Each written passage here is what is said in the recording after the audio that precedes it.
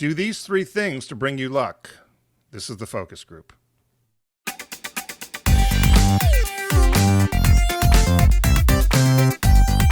They're all business, except when they're not. It's the Focus Group with Tim Bennett and John Nash.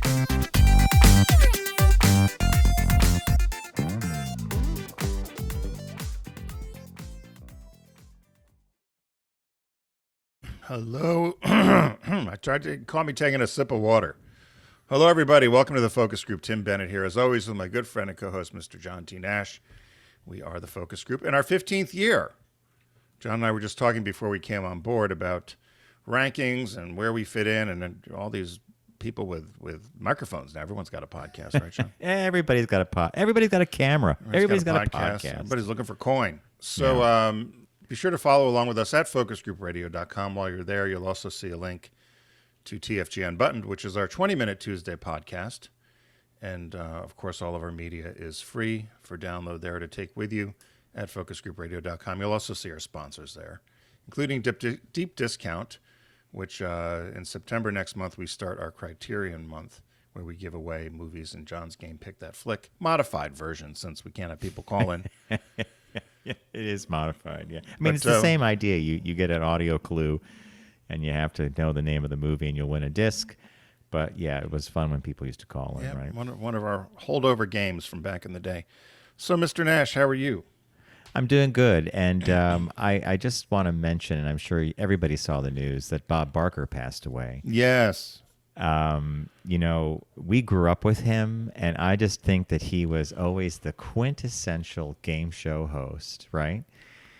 And then he turns out to, he also was a huge humanitarian and a lover of animals. So I'll just miss him, although he's been off the stage for quite some time, and but still a cool guy, right? I remember when he went from his dyed hair to his gray hair. That was a big deal.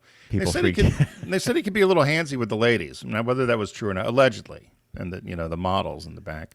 But I played, as soon as I heard he had passed away, I posted it to our Facebook page, which is Focus Group Radio. And then I found a blooper reel, which I love watching some of those game show blooper reels or things that happen. Was it from The Price is Right? Price is Right. And one of my favorite ones that I always remember, and I'm sure her friends to this day talk about it. The woman, it's an African-American woman, and she's got a tube top on. And they yell, "Come on down." And she's running down. Her boobies pop out. They're flopping all over the place. She has no idea. She's jumping around. Her boobs are out. The tube top fell down. The audience is going crazy. And Bob just this Cheshire Cat smile on his face saying, "Well, welcome down to, contestants row. Got more than we bargained for." I mean, it's, and then finally somebody's, one of the other women go to tell her to pull it up. She's like, she pulls it up over her chest. But it was, there's so many of those where there was, I don't know if you remember the one, I actually saw it live. They kept calling the woman's name. And she didn't. She was in the bathroom. So her girlfriend gets up and they're banging the bathroom. She was running out of the bathroom like 2 minutes later. They kept calling her name. Betty Smith, come on down. Betty Smith. Betty Smith. Betty. All right. So this, they pre-record the game show. Yeah. So in the case of the first blooper of the woman whose tube top, her costume, her wardrobe malfunction, right? And the woman in the bathroom, were they able to edit that, do you think, to get the show? Well, the one with the woman with the boobs and the blooper reel, it's even funny because somebody put in almost like this googly sound from a cartoon, like, and they're bouncing around. They put in little sound effects and stuff. But my guess is they kept it just because it's kind of, it added to the show. Here we are talking about it. Yeah. Yeah. But yeah, there was one too, some guy, poor guy. I don't know if he was new to the country. I guess he won he was in the showcase, and they asked him for the price of the showcase. He's $250,000, and the showcases are somewhere between 25 and 35 probably. And Bob says, "Are you sure you want to think about this? 250,000. Are you sure?" And then he goes, 60,000. Well, he was still 40,000 off, but So in other words, Bob Barker tried to guide him towards a successful play. He was always trying to move people along. And then there was one, he was flustered. There was one which I just busted up laughing. So And I could see the mistake. So TIDY. How would you say that? Titty. Right. So TIDY, unless it's titty. tidy. So right? what was tidy cats for the Tidy cats, the litter? okay. And the woman goes, "I'll take the titty cats." And Bob goes, "You'll take the." He got all flustered. The audience is screaming, laughing. He goes, "Oh!" And he's looking on the thing for the product that said, titty cats. He goes, "Oh, tidy cats." But yeah, she yells out titty cats, and he got all flustered. But it's worth if you want to get lost in a rabbit hole for a few minutes. Now, on The Price is Right in general, there was a documentary that we saw a few years ago. I don't know if you saw it. I think you might be able to see it on Netflix. I'm not sure. Let's see if it's there now. Yes, it's there. It's called Perfect Bid, The Contestant Who Knew Too Much. Oh, And yes, so- I did see that. Yeah, it's a math genius from Texas named Ted Slauson and his life of memorizing and documenting the prize amounts on The Price is Right. So he had a spreadsheet and everything, but it was his memorization of how to get on the show and play the game. And it was fascinating to see how that happened. I mean, I know that's a little bit away from Bob Barker. No. But, There was it's funny that the funny thing I did see about Bob Barker, they did memes for a memoriam, and it showed a bottle of ginger ale, some saltine crackers, and chicken soup. Because they said the only time we growing up could see Prices Right usually was if you were homesick from school. Right. So they said in honor of Bob, and this chicken soup, ginger ale, saltine crackers. And because that's when you would see these game shows, right? You would see them because they were on during the day. When we were sick, we were sent down the road to Mrs. Schmidt's house. Oh, you were? And because my mom taught, when my mom went back to school, we that's were old right. enough for this, and so we would, and Mrs. Schmidt would basically have us sit at the end of a couch with a TV. Remember the little metal TV Oh, yeah. tables? And we would watch TV all day, and we're not allowed to move. And sometimes when she went out or she went to the bathroom or something, I would get up and steal candy from a dish or something like that. But we were never happy, and it was saltine crackers, ginger ale, and chicken soup. noodle soup, Yeah, or chicken noodles noodle and soup. butter or something. Yeah. Yeah. Well, you're right about the guy who did the prizes. That's happening now because I've watched a few of these with Drew Carey. And Drew Carey will laugh. They will get to the exact dollar, like 19,493. And then it'll be the exact 14, like it's the same prize they had a month ago or something that somebody didn't win, and they get the prize, the number exactly right. And but it's that was a good documentary. Okay, and another thing that was on my mind is we changed our cable service upstate. I called. Lucky And you. folks, you can do this, by the way. And lately, you get some good results. If you call the retention department, you get customer service, and you're like, I'm going to be canceling. I want to speak to someone in retention. You are put through to a specialist right away. I said, look, I'm happy with everything, but I'm just not happy with the price. We don't watch 3/4 of these channels. Right. So they dropped us down to a different tier. It was a great deal. Got some free phone service, all this other stuff. The guy was great. And he's like, look, in this tier, you can select up to 10 channels plus whatever we give you. So I selected them. Oh, you can I select. also selected, excuse me, Who's this with? Spectrum. Oh, so you're lucky. You can't select with Xfinity. I had my own nightmare with them. Well, so what Spectrum did was they gave us a different package, and one of the channels I requested was Turner Classic Movies. It turns out you can't get that. You have to pay an extra $12 a month for TCM, and we're just not doing that. But one of the channels we got was this like classic TV channel, and now we're finding ourselves like watching Dick Van Dyke, Bewitched. I got to tell you, we watched a Dick Van Dyke show the other day, and the story was that Dick finds a box of love poems or sonnets that an old boyfriend had written to her, and he wondered why she never destroyed them once she got married, the whole thing. He ends up meeting this old lover at the golf club, and then he's really upset because the guy's really good looking, and he comes home, and Laura hatches this plan to go with her friend to the golf club, and they show up at the golf club, and it turns out this former boyfriend of hers is now a Catholic priest. And when Rob met him, that's right, it's Rob, it's Dick Van Dyke. When he met him, he wasn't wearing his Roman collar, so Laura invites him to dinner, and he comes over, and Dick Van Dyke comes in, does one of those like madcap body things where he almost like turns around and hits the door kind of thing, and he's like, "Oh, Father." Anyway, it was a really interesting and well done show, and of course it's lacking a lot of the diversity that we see in today's television, but the writing was not bad, and I was just really surprised that it held my attention. Yeah, I've been doing that with Pluto because they actually do have Pluto a does it. classic. They have a classic TV section which has 24 hours of Dick Van Dyke, The Honeymooners, I Love Lucy, Andy Griffith, One Day at a Time, All in Oh, the yeah. Family. Yeah. All the How about 70s, Welcome Back, 60s, Kotter? 70s. They didn't have that on there. They don't have that on there. But We I'm saw sure they Welcome do Back, somewhere. Kotter. And how about Barney Miller? Barney Miller's on. Mm-hmm. Yeah. But there's a lot of them. Judge Judy, Jerry Springer. I mean, there's a whole difference. That's daytime, quote unquote, daytime TV. And the old MTV shows, The Real World, like the first two or First three season, years, yeah. which were quite good. And then I posted it to our website. There was somebody had posted, and I posted it a few months back. Someone actually did the first 3 hours broadcast of MTV when it first came on in 1980.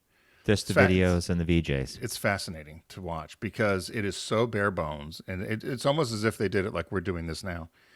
And then they talk about, there's some cardboard clock or something behind them. They're sitting on a metal desk and looks very sterile. And then introduce video and talk about the acts or whatever. And they had very limited Yes. music then, but it was really pretty cool to watch and see what songs they were putting on, what songs were popular. And the very first song was "Video Killed the Radio Star." We were in college when it launched, and we Yeah. were hooked. And then there was a lot of Rod Stewart, Yeah. which I was surprised about, and some other things that just didn't make sense to me. They had some country things because they only could use a video that existed at the time until Axe decided that that's what you had to do. So, but yeah. So, well, we went off the rails there, Mr. Nash. Thanks to Bob Barker. Thanks to Bob Barker. So, what caught your eye this week? What caught your eye? Here's what Tim and John found. I have a simple one that I think you're going to appreciate. It's a very short article, but basically the single feature phone or a feature phone is making a comeback with none other than Gen Z, which was just shocking to me. So a company called Counterpoint Research has indicated that Gen Z and millennials are putting down their smartphones and picking up flip phones instead. And this is all in an effort to kind of do a digital detox. So it sprouted from this video that a TikTok user named Sammy K did, where he was advocating for the digital well-being of the younger generation. And he says, basically, you got to put all this stuff down and just have a simple thing. So the market for feature phones, which would just be a flip phone, et cetera, can best be described as retro handsets. Think old school flip and slider. By nature, the limited functionality means that feature phones are cheaper than the standard iPhone or Android device, with prepaid options going for as low as $20 and unlocked options just scratching the $100 mark. And that's to own the phone and get the service. They're affordable and they get the job done. This company, Counterpoint Research, now forecasts the product category, which currently makes up just 2% of the overall phone market, to reach 2.8 million in sales by the end of 2023, with stable sales continuing in the short term. Virtually every carrier offers some model of a feature phone, with TCL having the most honors. TCL, I'm not sure what that... They didn't explain that acronym. I was going to say it was like, one of the carriers. So that was it. I was just kind of fascinated by the fact that a lot of Gen Z and a lot of younger generation are like, you know what? If the phone is only for texting and phone calling, then why do I need all this other stuff? And I could detox my life because it's not always bothering me with social media and stuff like that. What do you think? I think of this one? for senior citizens, I think that's great. I do too, because they just want to they want to have a phone. And yeah. The only thing I would, and that's all I really use it for, is I don't do all the other things. We have iPads that I do more of the screen stuff. But the only thing that I would be bothered with, I guess, would be texting, because you got to, particularly with the flip, you got to, how many times did you have to hit the button to get Remember to the the E? same key? Every key has three letters Yeah. assigned to it. So, yeah. So that would be the only frustration. But again, like my mom doesn't text, so she just calls. So for her, this would be a great thing. And my dad had a flip phone forever. That's all he had. And, I wanted to get Bob's mom the Jitterbug. Remember the Jitterbug with the big buttons? And they gave her his old iPhone, and she just. I keep Give her the getting a thing to jitterbug. buy. I keep getting a thing to buy a new iPhone. What are they're $700? I think it's crazy. They could, Tim. You could spend almost $1,000 on like a new iPhone these days. Yeah, I just had a new battery put in my SE 2020. Will they just do that if I go ask them to do it? Yes. Or does it need My to be an battery issue? life was at the point where it needed to be replaced. It was $52. It was done in an hour, and the phone feels like brand new. So did you And, take it into the store and do it? Yeah, I took it to Apple. You could do. There are authorized dealers who will change it, but we have so many Apple stores in Yeah. the city that I just dropped it off and it was done. My iPad seems to be losing the charge. That battery seems to. They don't replace those batteries in iPads. You got to get a new iPad. God, I'm trying to think how old that iPad We'll talk is. later. So. You But have anyway, a 10.9 or 11 inch. You have like a standard iPad, right? Yeah, it's probably 4 or 5 years old, I'm guessing. Yeah. least. And by the way, when they start losing that, you'll use it for a day and it will be down almost to it's done. zero. Yeah. No, I'll use it for a couple hours and it goes from 100 to 20 in no time. But, And by the way, I don't know if you are like, this is a stat that kind of correlates to this feature phone thing.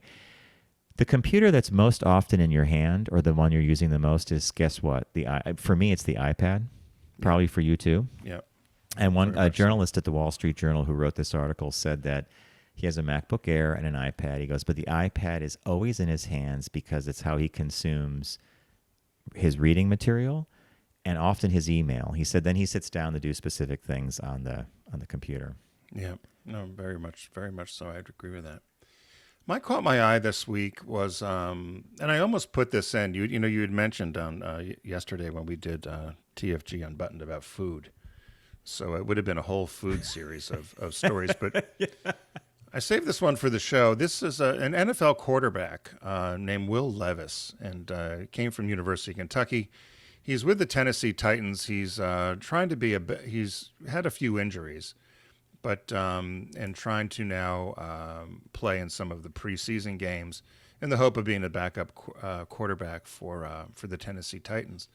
But he was out doing he was out with his girlfriend, and they were out at a restaurant, and she was videoing him for TikTok or something, and because he's this hot NFL pick, and she asked him if he wanted any cream in his coffee, and he said no, and he grabbed a thing of Hellman's mayonnaise and squirted it into his coffee and then drank it, and which I think sounds disgusting. Mm-hmm. But it shows him, so you can see the video. There's a TikTok video and all these other social media things on X and these other social media platforms where he takes the mayonnaise and squeezes it into his coffee. Says he's been doing it for quite some time. He puts a generous amount in. And so Hellman's mayonnaise, which is what he used, found out about this, and they ended up doing kind of a mock press conference, which is quite funny, but gave him a lifetime supply. So he's got a contract for a lifetime supply of Hellman's mayonnaise on last Tuesday. And for him promoting this mayonnaise and coffee, which I know people have done butter. That was part of the keto thing where people were putting butter in coffee. So the base ingredient of mayonnaise is it's cream egg whites. and eggs, right? It's eggs Yeah. and cream. Or dairy, is it? Yeah, I guess, right? Eggs. And vinegar, right? I don't know. I thought it was egg whites and vinegar. Yeah, And lemon? How do you make mayonnaise? Hey, So it says he first revealed his coffee creamer substitute in the TikTok video in 2021, has over 1 million views. And the girlfriend declines to have the coffee. They said this isn't his first unusual thing that he's done. And I did watch this one too. And this is funny. This came up. This is almost like the social media listening to you. Or I was watching some of these gorilla videos on TikTok and how they hierarchy of gorillas and food and so forth. like the documentary you saw on Netflix, right? Right, the chimp empire. So they were talking about how gorillas will eat specific foods and how they decide what they're going to eat first, or whatever. And everybody always marvels at the fact that they'll open a banana, they'll eat the banana, and then they eat the peel. And I remember as a little kid trying to bite into the peel, and I found it very bitter. But apparently a lot of people eat the peel, and they say that it is better nutritiously than the inside. So he's been known forever, they said, of his unusual preference for fruit. He eats bananas whole, peel included, even the stem. So this writer of the article goes, next up, contract with Chiquita. But So he shows himself eating. Now, the banana is very ripe, so the peel is very mushy. It's like it's brown, Ugh, just yeah. about brown. But he's there eating the whole thing. The whole banana, didn't peel or anything, just ate the whole banana and the peel. Said he'd been doing it forever. Okay, so I'm like thinking that probably not. You said it's not bad for you, right?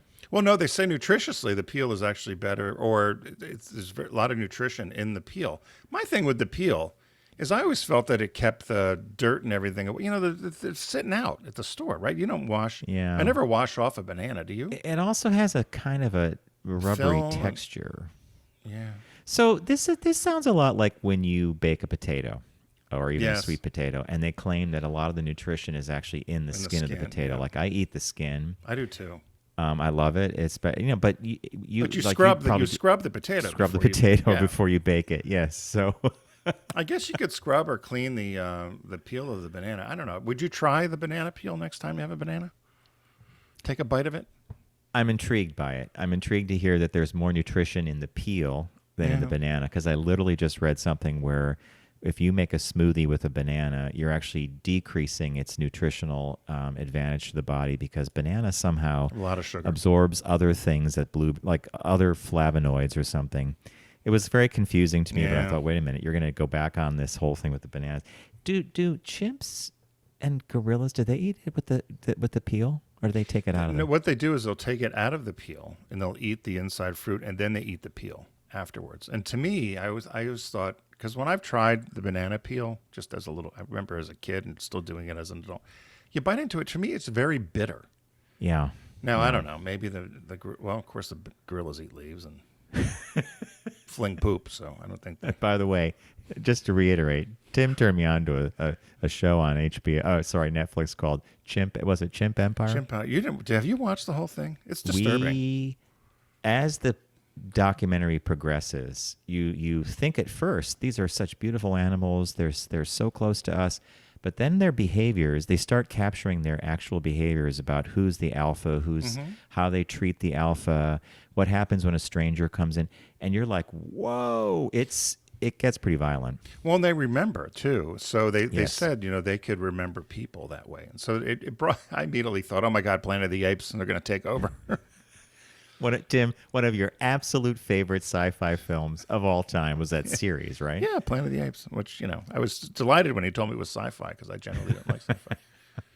So, yeah, so those are caught my eye this week. We have, of course, a business birthday to share with you. Everyone does celebrity birthday greetings, but the Focus Group is the only show in the universe that celebrates business birthdays. Born August 30th in 1822, he died at the young age of 54 in 1877, was Rowland Hussey, I'm going to say Hussey, but Rowland Macy Sr., so an American businessman who founded the department store chain Macys, founded Macy's department store. He was one of 6 children born to a Quaker family. They were one of the first to really make a year-round home on Nantucket Island. So that's where he grew up. And but he left that little island and ended up going to California to work for a relative during the gold rush, and tried to open a dry goods store in Marysville, California, and it didn't do well. So the store failed. He came back east. And then between 1843 and 1855, he opened a dry goods store in Massachusetts, which he called Macy's because of his last name. And he would basically just serve the mill industry and the employees of the area. But that store also failed. And so he ended up moving to New York City, and he established the store again, but called it R.H. Macy Dry Goods. He put it on 6th Avenue in the corner of 6th Avenue and 14th Street. And wait, the original was down on 14th, huh? Yeah, they said he put it there because it was just a little bit north of all the other dry goods stores at the time. And so his first day of business was October 28th, 1858. Sales totaled $$11 that day, would be the equivalent of $374 today. But they said in New York he found major success because the store was known for a lot of innovative policies. He clearly marked prices and clearly priced the items, which I guess stores didn't do at the time. There was no haggling with customers. So prior to this, you would go and you would haggle for something. He advertised prices with lively newspaper ads. He also employed the first in-store Santa Claus. And he had they said he had a major hand in recreating Christmas in America as a retail event, much so more than a religious event. So we have him to thank for, now you think of the Macy's parade, right? The Santa Claus at the end. He used publicity and themed exhibits and illuminated his window displays to help draw customers in. He also offered the first money-back guarantee. Although they only accepted cash in the 50s, the money-back guarantee, if you didn't like something, you'd have to get another item. They wouldn't give you cash back, but you get store another item. credit. Store credit. The store also produced its own made-to-measure clothing, which was also unique at the time for both men and women, and would be assembled at the store. So if you wanted something hemmed or tailored. They said he was also shrewd with public relations. He would make sure that the reporters knew when he promoted a saleswoman, Margaret Getchell, to be the very first store manager in Manhattan in 1866. She was the first woman ever to hold an executive post with a major American retailer. So he made a big deal about it in the press. He also, everybody wonders where the red star came from or where the star comes from with the Macy's logo. And it was inspired by a red tattoo he had on his forearm from when he was a teenager and worked on the whaling ships. And one of the whaling ships, he had the name of the ship, plus a red star. And so he took that tattoo from of the star that he had and made that the symbol for Macy's. So that's where that came from. The other thing interesting about them is he had a business partner, Isidore and Nathan Strauss. And I often wondered about this. If you've been into a Macy's, the Macy's always have in the basement, they always had the china, the glass, kind of a... they called it eventually housewares. house goods, but there was fine china. Yeah. So that all came from the Strausses. So he teamed up with with Lazarus and Isidore Strauss and allowed them to open in the basement of Macy's. And they would have fine glass and china. They called it a crockery. And to this day, the basements of Macy's stores still has all that stuff, and that comes back. True. That comes back from the Strausses. So they all went as equal partners until Isidore died. He was on a boat. He was a representative from New York State in the House of Representatives. He and his wife were on a boat in the North Atlantic that ended up hitting an iceberg. So he died on the Titanic. I thought this was where that was going because it was Isidore and Don. Yeah. So he died on the Titanic. The brother took over. Brother ends up dying early, and then so did Macy. And he left everything to his wife. And then when she was to pass, everything was to go to his daughter. They don't say why he didn't leave really anything, very nominal small amount to his son, which was named after him as a junior. And I kept looking to try to find out how he was estranged from his son, but I couldn't find anything. And so Macy's still going strong today. The Strausses outlived senior Macy, but someone took over for Macy Senior when he passed away, right? Right. What happened is when he died, or did it go to the Strausses? It went to the Strausses because they were all okay. together. But the wife had so ownership passed then to because his wife outlived the Strausses. And so everything in 1890, it all was passed to the Macy family. To the Macy family again. Isn't that fascinating? Yeah. And then, of course, it's gone through a number of different, ownerships. And I don't even know who owns Macy's now. And a store that still, I think as of last week, Macy's reported their annual earnings for Wall Street, and they were actually not bad. They did do a lot of store closures recently. But, I find myself going to Macy's quite frequently. Well, it's really the only national department store, isn't it? It's right one now? of the few places you can go where you can get a range of menswear. You can do ties. I mean, yeah, it will be a sad day when they go away entirely, as we think these things will with the brick and mortar. But yeah, because I don't go. There's still some penny stores. I've not been to a J.C. Penney. Oh God, Bloomingdale's. There's still some Bloomingdale's around, and Nordstrom, of course. Seems to be, but Macy's. Macy's had Macy's had, and I did always like the homeware stuff. I'd go Yep. there to get a coffee maker, or to get an iron, or to get a toaster, whatever. You'd go into the basement of Macy's, and they always had that sort of stuff. And they used to have a lot of, I don't know, I think the one in New York, didn't it also have a restaurant? Yes, it sure did. Yeah. I think you and I ate there recently. Yeah, we A couple we years certainly ago. have, because we was right around the corner from where we used to do the show. Yeah. Yeah. So happy birthday to Good Rowland one. Macy. Good business birthday. Yeah.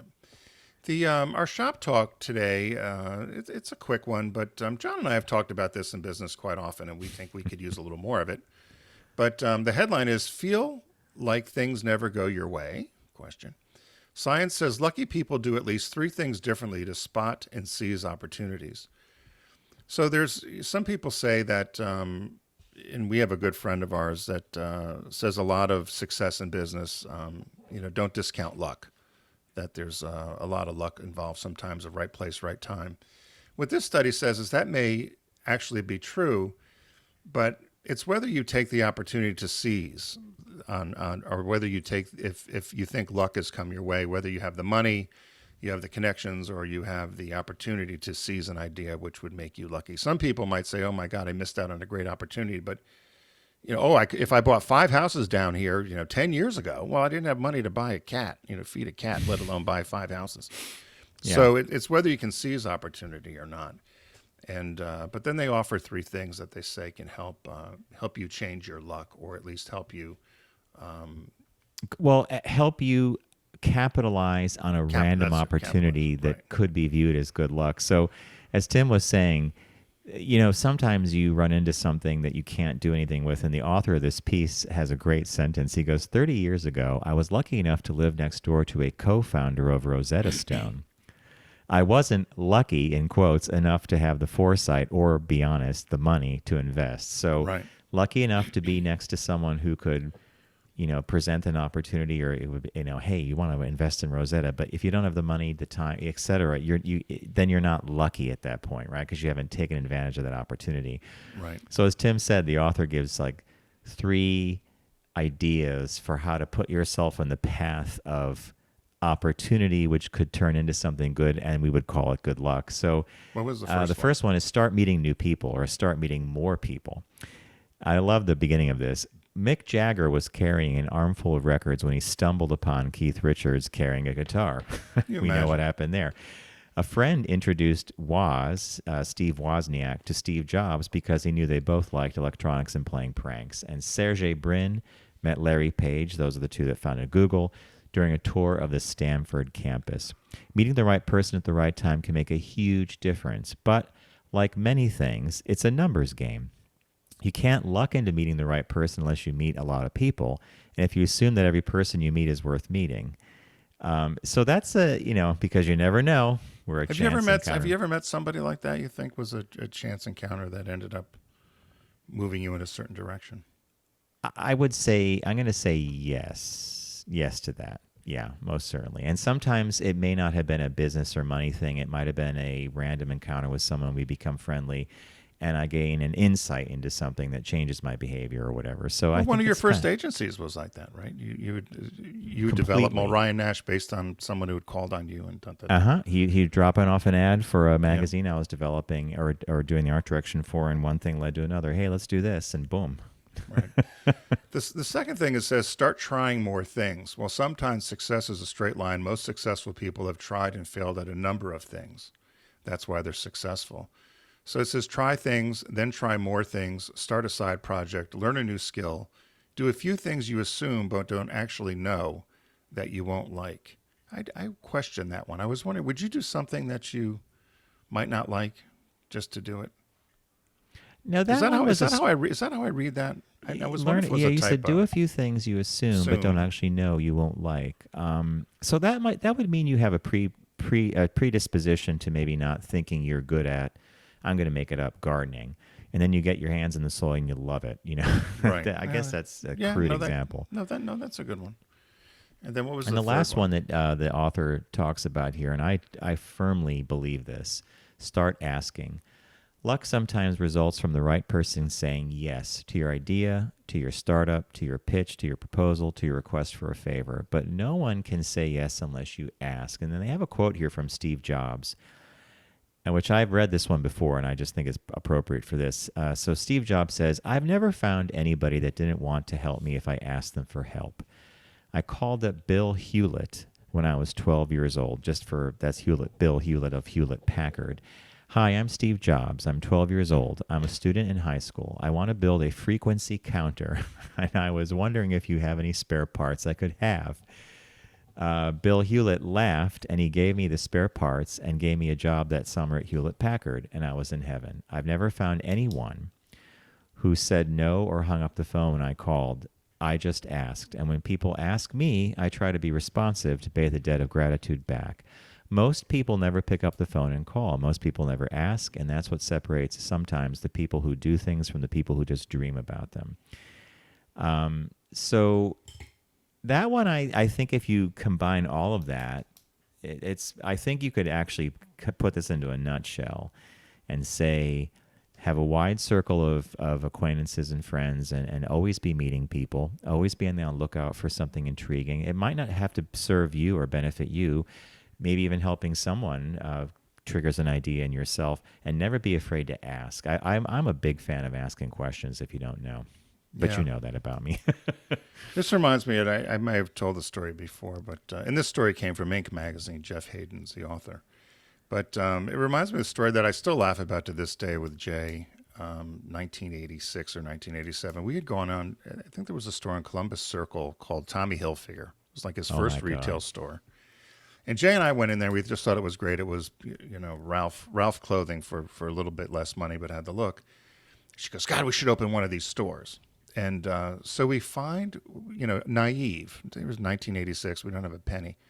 We call to the Tommy Hilfiger. We get someone, Andy Hilfiger, which ends up being Tommy's brother.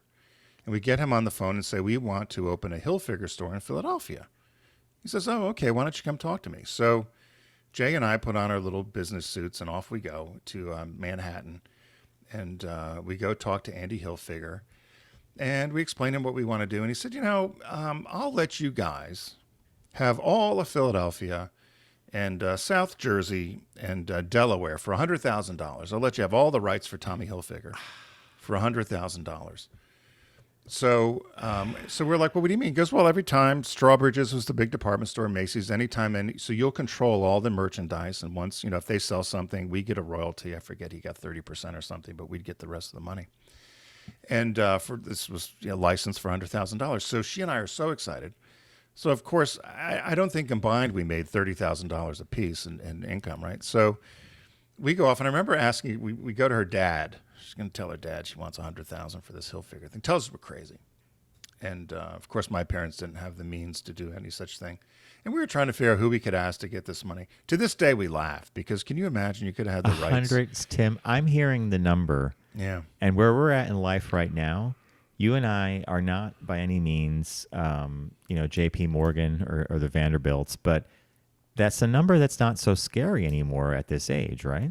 Well, what would it be now? $1 million? I don't even know what the equivalent would be. Good point. Excellent point. But we were screaming, because then we were trying to figure out, and then Tommy Hilfiger exploded. Yeah. And did quite well. Now it's kind of a has-been brand, I think. And you see it at discount, TJ Maxx or something, or Costco. But we still laugh about that one, that was the one who got away for us. And that's what this article is about, right? You might have said, oh my God, you had this great opportunity. Kind of dumb luck that it fell in your lap. But if you don't have the means to take advantage of it, it's not luck. The thing you just described with Jay, who I love, hello Jay, reminds me of a scene from the movie Defending Your Life, where Albert Brooks is sitting across from a friend of his at a restaurant, and the friend is saying, I have relatives in Japan. They're starting a company called Casio, and they're going to make watches. And Albert Brooks is like, no way. No way has Casio, the Swiss keep the time. I'm putting my money in the Swiss. And of course, we know what happened to Casio. But that's a perfect thing is, right place, right time, not enough resources. Yeah. Right place, wrong time, enough or you could have all the resources in the world and you're not meeting the right people. So right. I think that the mindset of luck, and if people are lucky, is being able to recognize an opportunity, engineering opportunities by meeting more people and being in the mix, and having the resources to actually activate it once you come across it. Yeah, well, that's that spring on 67, John, the Roxbury Spring. People aren't going to pay for water. Are you crazy? Yeah. All the New Yorkers were up there with the milk jugs, and I'm like, we should sell water. Are you crazy? Who's going to buy water? Marianne's mother, like, no one's going to buy bottled water. It Who's was gonna like buy your mother, water? too. No one's My buying mother, bottled too. No one's water. buying water. Who's going to buy water? You have a well. Oh, the world has truly changed. All right, folks, we want to thank you for joining us here on the Focus Group today. Next week, we're starting Criterion Month, and that is with our partner Deep Discount. We're going to be giving away Criterion DVDs and Blu-rays. We're going to be playing the game Pick That Flick, audio clue from a movie. You figure it out, you get a disc. So stay tuned for that is what I want to say. And I want to remind everybody, let me get it up here, to please don't text and drive, arrive alive. It means a lot to us, and it can't be worth those extra few seconds to see something pop up on the phone in a green or a blue bubble. FocusGroupRadio.com is the site for the Focus Group with Tim Bennett and John Nash. The two of us. Have a great week, and we'll see you in the new one.